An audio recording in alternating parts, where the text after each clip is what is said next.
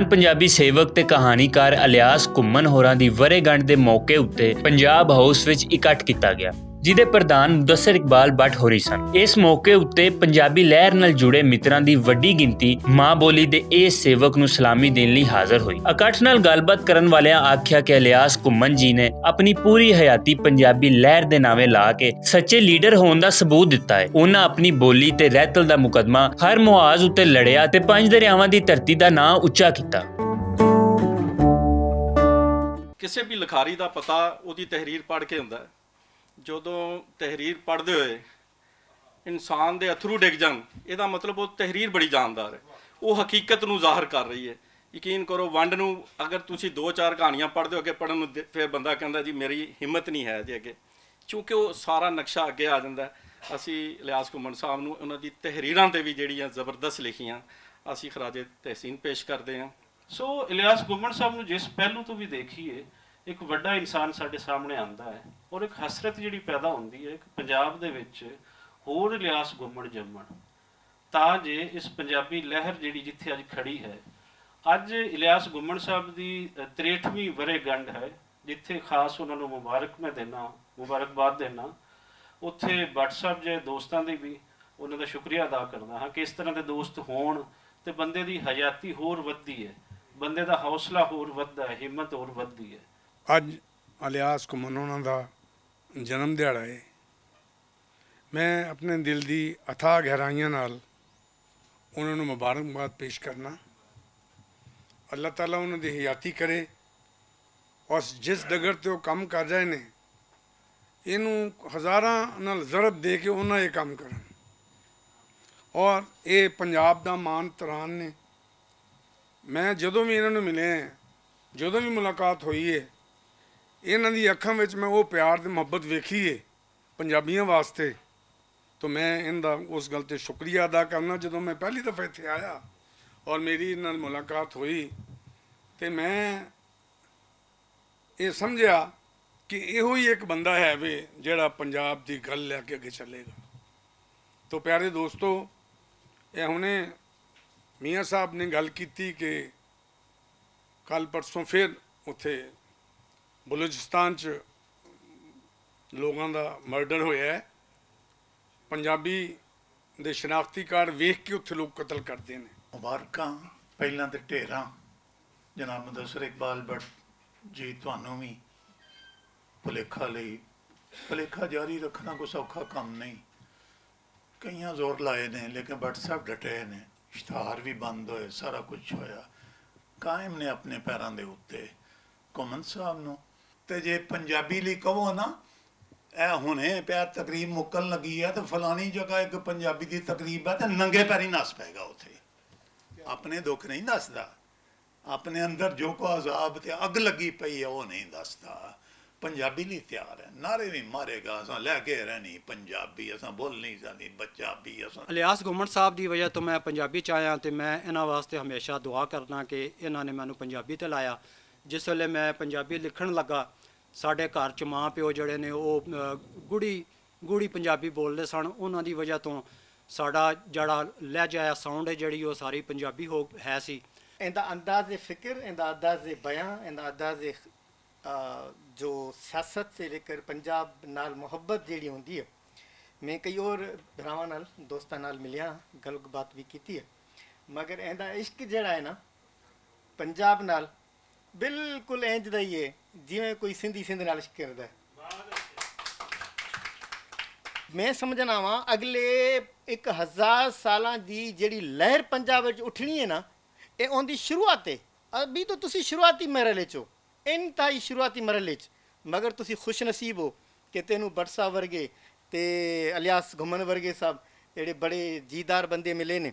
ਇਲਿਆਸ ਘੁੰਮਣ ਹੋਰਾਂ ਦੀ ਸਾਹਤਕ ਸੇਵਾ ਉੱਤੇ ਝਾਤ ਪਾਉਣ ਵਾਲਿਆਂ ਦਾ ਆਖਣਾ ਸੀ ਕਿ ਉਹਨਾਂ ਪੰਜਾਬੀ ਕਹਾਣੀ ਨੂੰ ਉਹ ਉੱਚੀ ਪੱਧਰ ਦਿੱਤੀ ਹੈ ਜਿੱਥੇ ਰੂਸੀ, ਫਰਾਂਸੀਸੀ, ਜਰਮਨ ਕਹਾਣੀ ਪਰਖੀ ਜਾਂਦੀ ਹੈ। ਉਹਨਾਂ ਦੀ ਇਹ ਸੇਵਾ ਨੇ ਪੰਜਾਬ ਦਾ ਮਾਣ ਵਧਾਇਆ ਤੇ ਹਰ ਪੰਜਾਬੀ ਦਾ ਸਿਰ ਉੱਚਾ ਕਰ ਦਿੱਤਾ ਹੈ। ਪੰਜਾਬੀ ਜ਼ੁਬਾਨ ਦੇ ਉੱਚ ਕੋਟੀ ਲਖਿਆਰ ਤੇ ਸਾਡੇ ਪੰਜਾਬੀ ਦੇ ਮੁਰਸ਼ਦ, ਪੰਜਾਬੀ ਜ਼ੁਬਾਨ ਦੇ ਆਲਮੀ ਸਫੀਰ ਜਨਾਬੇ ਚੌਧਰੀ ਇਲਿਆਸ ਘੁੰਮਣ ਸਾਹਿਬ ਨੂੰ ਵਰ੍ਹੇਗੰਢ ਤੇ ਮੁਬਾਰਕਬਾਦ ਪੇਸ਼ ਕਰਨਾ ਵਾ।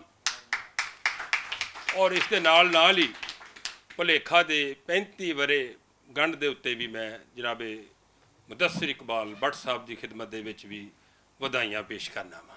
ਇਲਿਆਸ ਘੁੰਮਣ ਸਾਹਿਬ ਬਾਰੇ ਬਾਬਾ ਸਹਾਵਤ ਮੁਦੱਸਿਰ ਇਕਬਾਲ ਭੱਟ ਹੋਰਾਂ ਦਾ ਆਖਣਾ ਹੈ ਕਿ ਇਲਿਆਸ ਘੁੰਮਣ ਨੇ ਪੰਜਾਬੀ ਸਾਹਿਤ ਨੂੰ ਉਹ ਮੁਕਾਮ ਦਿੱਤਾ ਹੈ ਜਿਹੜਾ ਇਸ ਤੋਂ ਪਹਿਲਾਂ 5 ਦਰਿਆਵਾਂ ਦੀ ਧਰਤੀ ਦੀ ਬੋਲੀ ਦੇ ਮੁਕੱਦਰ ਵਿੱਚ ਨਹੀਂ ਸੀ। ਉਹਨਾਂ ਪੰਜਾਬੀ ਕਹਾਣੀ ਨੂੰ ਉਹ ਉੱਚੀ ਪੱਧਰ ਦਿੱਤੀ ਜਿੱਥੇ ਅਸੀਂ ਫਰਾਂਸੀਸੀ, ਰੂਸੀ ਜਾਂ ਜਰਮਨ ਕਹਾਣੀ ਨੂੰ ਵੇਖ ਰਹੇ ਹਾਂ।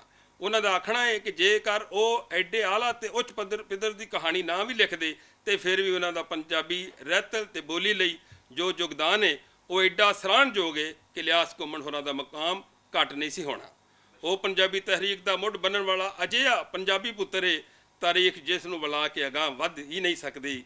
ਵੰਡ ਮਗਰੋਂ ਦੀ ਪੰਜਾਬੀ ਤਾਰੀਖ ਜਿੰਨੀਆਂ ਰਾਵਾਂ ਬਦਲਦੀ ਲਵੇ ਉਹਨੂੰ ਹਰ ਮੋੜ ਉੱਤੇ ਇਲਿਆਸ ਘੁੰਮਣ ਹੋਰਾਂ ਨਾਲ ਹੱਥ ਮਿਲਾ ਕੇ ਹੀ ਅਗਾਂਹ ਵਧਣਾ ਪਵੇਗਾ। ਘੁੰਮਣ ਸਾਹਿਬ ਲਈ ਸਾਡੀਆਂ ਮੁਹੱਬਤਾਂ ਔਰ ਉਹਨਾਂ ਲਈ ਪਿਆਰ ਜਿਹੜਾ ਔਰ ਉਹਨਾਂ ਦਾ ਪਿਆਰ ਜਿਹੜਾ ਪੰਜਾਬੀ ਵਾਸਤੇ ਹੈ, ਪੰਜਾਬੀ ਜ਼ੁਬਾਨ ਵਾਸਤੇ ਔਰ ਪੰਜਾਬ ਵਾਸਤੇ ਹੈ, ਉਹ ਇੱਕ ਜਾਨ ਹੈ।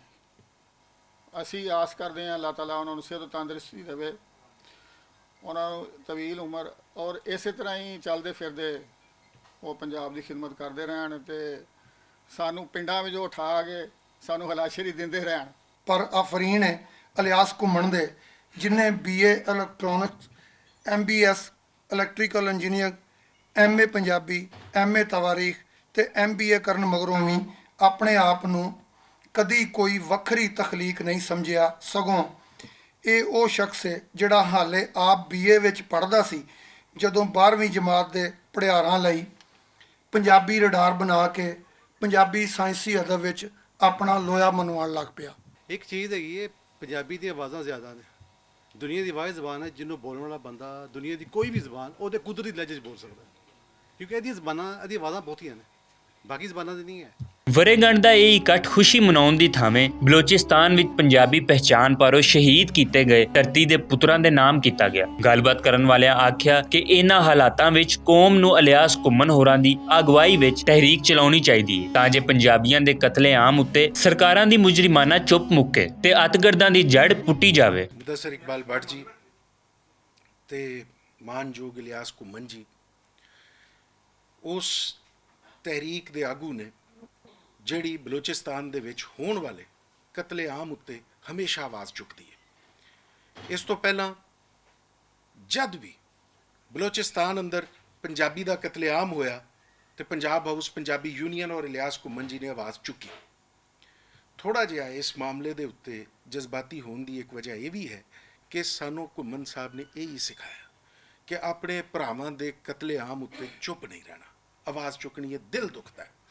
ਅਸੀਂ ਤੇ ਜਦੋਂ ਪੰਜਾਬ ਵੰਡਿਆ ਗਿਆ 47 ਦੀ ਵੰਡ ਮਗਰੋਂ ਸਿਰਫ ਆਪਣੀਆਂ ਜਾਨਾਂ ਹੀ ਕੁਰਬਾਨ ਕੀਤੀਆਂ ਨੇ, ਕਦੀ ਪਾਕਿਸਤਾਨ ਬਣਾਉਣ ਲਈ ਤੇ ਕਦੀ ਪਾਕਿਸਤਾਨ ਬਚਾਉਣ ਲਈ। ਬਦਕਿਸਮਤੀ ਹੈ ਸਾਡੀ ਕਿ ਅੱਜ ਵੀ ਇਹ ਸਿਲਸਿਲਾ ਉਂਝ ਹੀ ਜਾਰੀ ਹੈ।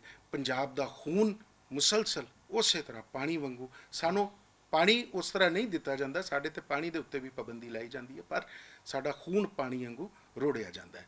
ਜ਼ੁਲਮ ਦੀ ਹੱਦ ਇਹ ਆ ਦੇ ਹਰ 15 ਦਿਨ ਬਾਅਦ ਬਲੋਚਿਸਤਾਨ ਵਿੱਚ ਦੀ 5 ਸਿਰਫ ਉਹਨਾਂ ਦਾ ਜ਼ੁਲਮ ਸਿਰਫ ਇੰਨਾ ਹੈ, ਮੈਨੂੰ ਦੇ 500% ਇਹ ਵੀ ਇਤਬਾਰ ਹੈ ਉਹ ਜਿਹੜੇ ਬੰਦੇ ਮਰਨ ਵਾਲੇ ਨੇ ਉਹ ਆਪ ਵੀ ਪੰਜਾਬੀ ਨਹੀਂ ਬੋਲਦੇ ਹੋਣੇ, ਲੇਕਿਨ ਉਹਨਾਂ ਦਾ ਦਾੜ ਦੀ ਦਾੜ ਵੇਚਦੇ ਇਹ ਜੱਟ ਹੈ, ਅੜਾਈ ਹੈ, ਫਲਾਣਾ ਹੈ, ਪੰਜਾਬ ਦਾ ਹੈ, ਲਾਹੌਰ ਦਾ ਹੈ, ਮੀਆਂ ਜੰਨੂ ਦਾ ਹੈ, ਢਾਈਵਾਲ ਦਾ ਹੈ, ਦਾਨੇਵਾਲ ਦਾ ਹੈ। ਉਹਨੂੰ ਜੁਰਮ ਜਿਹੜਾ ਹੁੰਦਾ ਇਹ ਆ ਤੇ ਉਹ ਪੰਜਾਬ ਜਿਹੜੇ ਪੰਜਾਬ ਨੂੰ ਬਰਬਾਦ ਕਰਨਾ ਚਾਹੁੰਦੇ ਨੇ, ਇਹ ਸਾਨੂੰ ਕਮਜ਼ੋਰ ਬਣਾਉਣਾ ਚਾਹੁੰਦੇ ਨੇ, ਸਾਨੂੰ ਲਹਿਜਿਆਂ ਵਿੱਚ ਵੰਡਣਾ ਚਾਹੁੰਦੇ ਨੇ। ਵੇਲਾ ਉਹ ਬਹੁਤ ਜ਼ਿਆਦਾ ਦੂਰ ਨਹੀਂ ਕਿ ਸ਼ਨਾਖਤੀ ਕਾਰਡ ਵੇਖ ਕੇ ਮਾਰਿਆ ਜਾ ਰਿਹਾ। ਇੱਥੇ ਸ਼ਨਾਖਤੀ ਕਾਰਡ ਵੇਖਣ ਦੀ ਵੀ ਲੋੜ ਨਹੀਂ ਪੈਣੀ, ਪਤਾ ਹੋਣਾ ਹੈ ਕਿ ਜੀ ਕੌਣ ਕਿਸ ਵੇਲੇ ਕਿੱਥੋਂ ਆਇਆ। ਬਈ ਅਸੀਂ ਤੇ ਤੁਹਾਡੇ ਡੋਮਿਸਾਈਲ ਵੇਖ ਕੇ ਪੰਜਾਬ ਯੂਨੀਵਰਸਿਟੀ ਦਾਖਲੇ ਦੇ ਰਹੇ ਹਾਂ ਔਰ ਤੁਸੀਂ ਦਾਖਲੇ ਸਾਡੇ ਉਹਨਾਂ ਇਲਾਕੇ 'ਚ ਬੰਦ ਕਰ ਰਹੇ ਹੋ, ਉਹਨਾਂ ਜ਼ਮੀਨਾਂ ਨੂੰ ਜਿਨ੍ਹਾਂ ਨੂੰ ਪੰਜਾਬੀਆਂ ਨੇ ਆਬਾਦ ਕੀਤਾ ਹੈ। ਤਾਂ ਤੁਸੀਂ ਤੇ ਇਸ ਅਹਿਲ ਹੀ ਨਹੀਂ ਸੀ ਕਿ ਆਪਣੀਆਂ ਜ਼ਮੀਨਾਂ ਆਪ ਆਬਾਦ ਕਰ ਸਕਦੇ, ਤੇ ਜਦੋਂ ਆਬਾਦ ਹੋ ਗਈਆਂ ਉਦੋਂ ਤੁਹਾਨੂੰ ਖਿਆਲ ਆ ਗਿਆ ਕਿ ਜੀ ਅਸੀਂ ਤਾਂ ਇਸ ਧਰਤੀ ਦੇ ਜਨਮ ਪੁੱਤਰ ਹਾਂ ਤੇ ਫਲਾਣੇ ਹਾਂ ਤੇ ਫਲਾਣੇ ਹਾਂ। ਇਲਿਆਸ ਘੁੰਮਣ ਹੋਰਾਂ ਆਖਿਆ ਕਿ ਪੰਜਾਬ ਨੇ ਹਮੇਸ਼ਾ ਅਮਨ ਤੇ ਭਾਈਚਾਰੇ ਦੀ ਗੱਲ ਕੀਤੀ ਹੈ, ਪਰ ਇਹਨੂੰ ਜਵਾਬ ਵਿੱਚ ਲਾਸ਼ਾਂ ਹੀ ਮਿਲੀਆਂ ਨੇ। ਅਸੀਂ ਹੁਣ ਹੋਰ ਬਰਦਾਸ਼ਤ ਨਹੀਂ ਕਰਾਂਗੇ। ਸਰਕਾਰਾਂ ਅੱਤਗਰਦਾਂ ਦਾ ਮੱਕੂ ਠੱਪਣ ਤਾਂ ਜੇ ਰਿਆਸਤ ਵਿੱਚ ਜ਼ੁਲਮ ਦਾ ਇਹ ਸਿਲਸਿਲਾ ਬੰਦ ਹੋਵੇ। ਇੱਕ ਜਿਹੜਾ ਅਥਰੂ ਵਗ ਜਾਂਦਾ ਹੈ ਨਾ, ਉਹਦੀ ਬਜਾਏ ਜਿਹੜਾ ਰੁਕੇ ਅਥਰੂ ਹੈ ਨਾ, ਉਹ ਸਭ ਤੋਂ ਕੀਮਤੀ ਹੁੰਦਾ ਹੈ। ਜਿੰਨੇ ਰੋ ਲਿਆ ਹੈ ਨਾ, ਉਹਦਾ ਮਤਲਬ ਹੈ ਉਹਦੇ ਬਾਹਰ ਉਹਦਾ ਕਥਾਰਸਿਸ ਹੋ ਗਿਆ, ਉਹਨੇ ਅਥਰੂ ਠੰਡੇ ਕਰ ਦਿੱਤੇ ਆਪਣੇ, ਉਹਦੇ ਜਜ਼ਬੇ ਵੀ ਠੰਡੇ ਹੋ ਗਏ। ਤੇ ਜੇ ਤੁਸੀਂ ਰੋਕੇ ਨੇ ਨਾ ਆਪਣੇ ਹੰਝੂ, ਭਾਵੇਂ ਉਹ ਪੰਜਾਬੀ ਜ਼ਬਾਨ ਲਈ ਨੇ ਤੁਹਾਡੇ, ਭਾਵੇਂ ਪੰਜਾਬ ਨਾਲ ਜੋ ਅੱਜ ਹੋਈ ਏ ਜਾਂ ਹਰ ਰੋਜ਼ ਜਿਹੜੀ ਪਈ ਹੁੰਦੀ ਏ ਪੰਜਾਬੀਆਂ ਨਾਲ ਜਿਹੜੀ ਪਈ ਹੁੰਦੀ ਏ, ਉਹ ਤੁਹਾਨੂੰ ਕੁਛ ਕਰਨ ਵੱਲ ਲੈ ਕੇ ਜਾ ਰਹੀ ਏ। ਇਹ ਖਾਮੋਸ਼ੀਆਂ, ਇਹ ਚੁੱਪ ਕਰ ਰਹਿਣਾ, ਇਹ ਹਾਕਮਾਂ ਦਾ ਤੁਹਾਡਾ ਬਿਲਕੁਲ ਸਾਥ ਦੇਣ ਦੀ ਬਜਾਏ ਦੂਰ ਹਟ ਜਾਣਾ, ਇਹ ਹੁਣ ਤੁਹਾਨੂੰ ਪਿਆ ਸੱਦਾ ਅਸਲ ਵਿੱਚ ਦਿੰਦਾ ਹੈ ਕਿ ਤੁਹਾਡੀ ਜ਼ਬਾਨ ਵੀ ਜਿੱਥੇ ਰੋਕ ਲਈ ਗਈ ਏ, ਉਹਦਾ ਵੀ ਕੋਈ ਹਾਲ ਨਹੀਂ ਰਹਿਣ ਦਿੱਤਾ ਗਿਆ, ਉਹਦੀ ਤਰੱਕੀ ਦਾ ਵੀ ਹਰ ਰਾਹ ਡੱਕ ਦਿੱਤਾ ਗਿਆ। ਜਦੋਂ ਤਾਲੀਮ ਵਿੱਚ ਨਹੀਂ ਆਵੇਗੀ ਤਾਂ ਉਹਦਾ ਮਤਲਬ ਹੀ ਇਹ ਵੇ ਕਿ ਉਹਨੂੰ ਡੱਕ ਦਿੱਤਾ ਗਿਆ ਕਿ ਉਹ ਅਗਲੀਆਂ ਨਸਲਾਂ ਦੇ ਤੱਕ ਨਾ ਜਾਵੇ। ਸਾਡੇ ਉਹੀ ਮੁਤਾਲਬੇ ਨੇ। ਗੌਰਮੈਂਟ ਦਾ ਫਰਜ਼ ਬਣਦਾ ਹੈ ਕਿ ਪ੍ਰਾਇਮਰੀ ਤੋਂ ਪੰਜਾਬੀ ਜ਼ਬਾਨ ਨੂੰ ਜ਼ਰੀਆ ਤਾਲੀਮ ਬਣਾਏ, ਗ੍ਰੈਜੂਏਸ਼ਨ ਤੱਕ ਸਕੂਲਾਂ ਵਿੱਚ ਪੜਾਓ ਸਾਡੀ ਬੋਲੀ, ਪੂਰੇ ਪੰਜਾਬ ਦੀ ਬੋਲੀ ਸਕੂਲਾਂ ਵਿੱਚ ਪੜਾਓ। ਅਸਾਂ ਲੈ ਕੇ ਰਹਿਣੀ, ਅਸਾਂ ਲੈ ਕੇ ਰਹਿਣੀ, ਇਹ ਹੱਕ ਸਾਡਾ, ਅਸਾਂ ਲੈ ਕੇ ਰਹਿਣੀ। ਬਲੋਚਿਸਤਾਨ ਵਿੱਚ ਪੰਜਾਬੀਆਂ ਦੀ ਟਾਰਗੇਟ ਕਿਲਿੰਗ, ਪੰਜਾਬੀਆਂ ਦਾ ਕਤਲੇਆਮ, ਪੰਜਾਬੀਆਂ ਦਾ ਕਤਲੇਆਮ, ਪੰਜਾਬੀਆਂ ਦਾ ਕਤਲੇਆਮ, ਪੰਜਾਬੀਆਂ ਦਾ ਕਤਲੇਆਮ, ਪੰਜਾਬੀਆਂ ਦੇ ਕਾਤਲਾਂ ਨੂੰ, ਪੰਜਾਬੀਆਂ ਦੇ ਕਾਤਲਾਂ ਨੂੰ, ਪੰਜਾਬੀਆਂ ਦੇ ਕਾਤਲਾਂ ਨੂੰ।